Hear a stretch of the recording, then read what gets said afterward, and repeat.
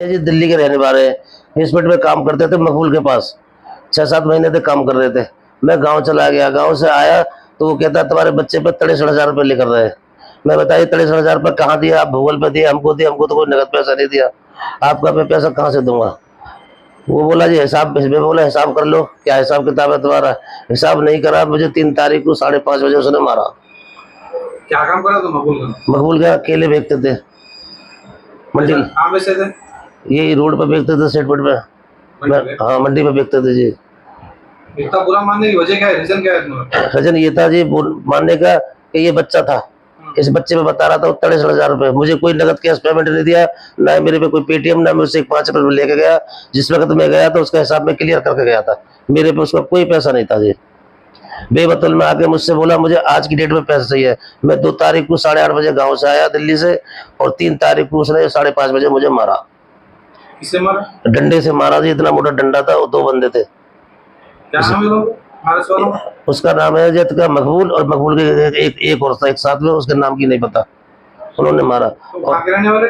हम दिल्ली के रहने वाले जी। यहाँ पे कब से हैदराबाद में? हैदराबाद में हम 1 साल थे जी। उससे पहले हम काम करते थे और कहीं। इसके पास 6-7 महीने से काम कर रहे थे। क्या काम करते मकबूल कर? मकबूल के पास हम केले का काम करते थे, मौज बेचते थे मंडी में। उससे माल लेते थे और माल के उसे पैसे सुबह को माल लिया, दूसरे दिन सवेरे को पेमेंट कर देते थे। उसे केस में कंप्लेंट करे? इसमें करे थे मियापुर। क्या बोले पुलिस वाले? मियापुर वाले उन्होंने कंप्लेंट लेके बोले जी हम जाते हैं तुम्हारे को कंप्लेंट देते हैं। उन्होंने एक पर्ची दी, पर्ची लेके हमें उन्होंने हॉस्पिटल भेज दिया। कुंडापुर। कुंडापुर में अपने डॉक्टरी कराई, वहां से लाके उन्हें पर्ची दे दी। वो बोले सवेरे को तुम्हारा केस कर दिया। केस कर दिया, हमने कहा जी ठीक है। अब केस करा तो उसको बुलाया भी नहीं थाने में, ना कोई बात है। और हमको तो वैसे टाट टूट करते रहे हो कि तुम्हारा केस हो गया, ये हो गया, न हो गया। हमने मकबूल को बोल दिया कि तुमको कुछ नहीं कहेगा। हमने साहब इतना मार मारा, हमारे पास तो कुछ आया ही नहीं।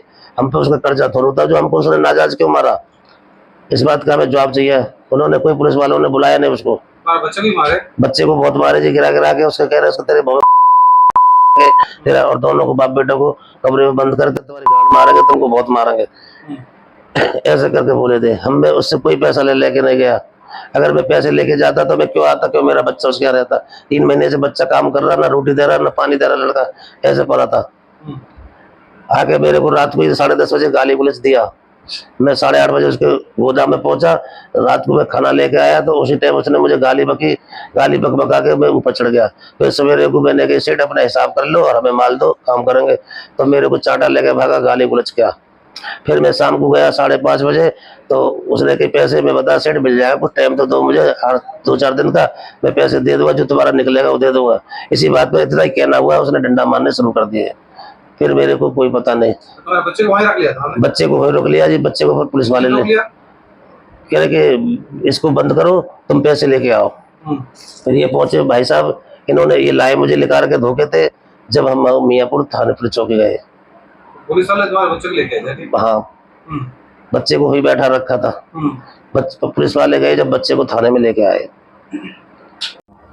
ये डंडे से हमारा पूरा सूज रहा, हाथ में दर्द हो रहा है, यहाँ से उठता नहीं। ये पूरी सूज रहा है, ये यहाँ से एक्स्ट्रा कराए, हड्डी टूट रहे हो, ये पूरा सूजन आ रहा है कमर पे। हमारा कमरे में बंद करके मार रहे थे, पूरा ऐसे उल्टा सीधा गालियां बक रहे, बुला देंगे वो।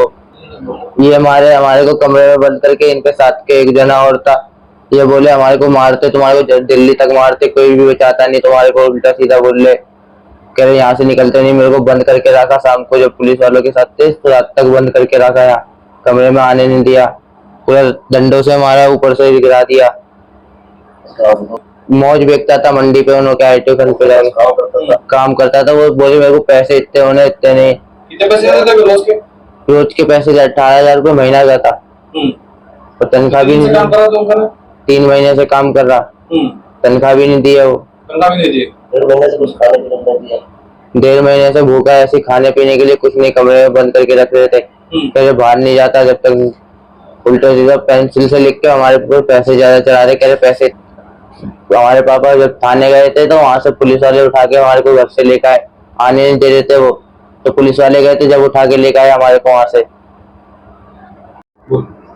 मेरा नाम मोहम्मद दिलशाद है, मैं दिल्ली सीमापुरी का रहने वाला हूँ। ये मेरे विनोद भाई जो तो थोड़े फासले पर ही रहते हैं, तो मैं जो यहाँ मियाँपुर में काम करता हूँ। तो इनका मेरे पास हफीज पेट से फ़ोन आया कि मैं दिल्ली से आ गया हूँ और ऐसे ऐसे हालात हैं, मुझे बहुत मार रहा है इन्होंने और आप मुझे यहाँ से निकाल कर ले जाओ। मैं एकदम गया, मैं कि ऐसे हालात क्यों बने। अब जब मैं वहाँ पहुँचा तो उन्होंने उल्टी सीधी गाली उतार देनी शुरू कर दी। एक साजिद भाई थे उनके मिलने वाले मकबूल के, और मकबूल, और एक रामू बंडी लगाता है वो भी वहीं था। तो उसने जो ये नाम मुझे बाद में पता पड़े। अब इन्होंने जो मेरे सामने भी बहुत गालियां दी इनको, तो इन्होंने चोटों के निशान दिखाए, इनके कैमरे चेक करे जाएं। मैं जो डीसीपी साहब से अपील करता हूं कि मियाँपुर पीएस में हमें कोई रिलीफ वो नहीं मिल रहा है, रेस्पॉन्स नहीं मिल रहा है और हमारी मदद करी जाए। हम इतनी दिल्ली से यहाँ तक 2 पैसे कमाने के लिए आए भी बच्चों को छोड़कर, लेकिन हमें कोई पुलिस की तरफ से हेल्प नहीं मिल रही है। मकबूल मियाँ ने ये हमारे भाई के साथ में बहुत नाइंसाफी करी है, बहुत ज्यादती करी है। जी यही मकबूल हैं जिन्होंने मेरे भाई को और उनके बच्चे को बहुत मारा, बेदर्दी से मारा। मैं डीसीपी साहब से अपील करता हूं कि मुझे इंसाफ दिलाया जाए, मेरे भाई को इंसाफ दिलाया जाए और पुलिस से जो हमें उम्मीद थी वो हमें तसल्ली नहीं मिल पाई है पूरी। जी यही मकबूल हैं जिन्होंने मेरे भाई को बहुत बेदर्दी से मारा है।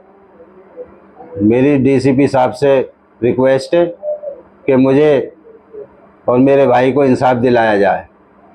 फातिमा शिराज लेकर आए हैं हर्बल वेट मैनेजमेंट सॉल्यूशन, कुदरती जड़ी बूटियों से तैयार करता स्लिम एज बॉडी राइट और टर्मिचोर, जो बगैर सख्त डाइटिंग, बगैर साइड इफेक्ट्स, सिर्फ कुदरती तरीके से वजन कम करे। वेट मैनेजमेंट को अपनाएं और खुद को पुरएतमाद, हल्का और सेहतमंद महसूस करें।